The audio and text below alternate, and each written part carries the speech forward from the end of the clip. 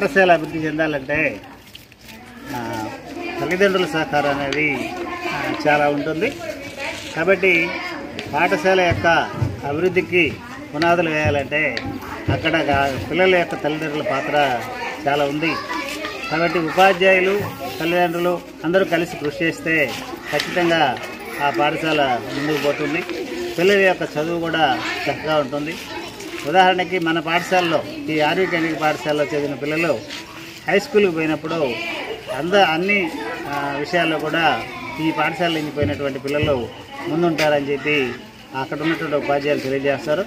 అందుకు ఈ పాఠశాలలో పనిచేసినటువంటి ఉపాధ్యాయులుగా మేమందరం గర్విస్తాం.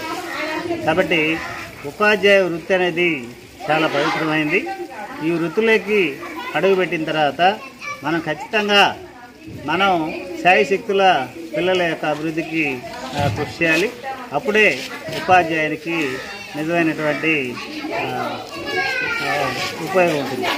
కాబట్టి ప్రతి ఒక్కరూ కూడా తనని ఉపాధ్యాయులను ఎప్పుడు గుర్తుపెట్టుకుంటారంటే ఎప్పుడైనా వాళ్ళకి సరైన న్యాయం చేస్తారు అని అనుకున్నప్పుడే ఖచ్చితంగా వాళ్ళని గుర్తుంచుకుంటారు. అప్పుడే మనం ఉపాధ్యాయుడు ఒక నిచ్చెన లాంటి వాడు. నిచ్చెనలాగా ఉన్నప్పుడు ఈ నిచ్చెన పైన ఎక్కి అనేక మంది ఆ పైన శిఖరాలకి చేరుకునే పరిస్థితి ఉండాలి.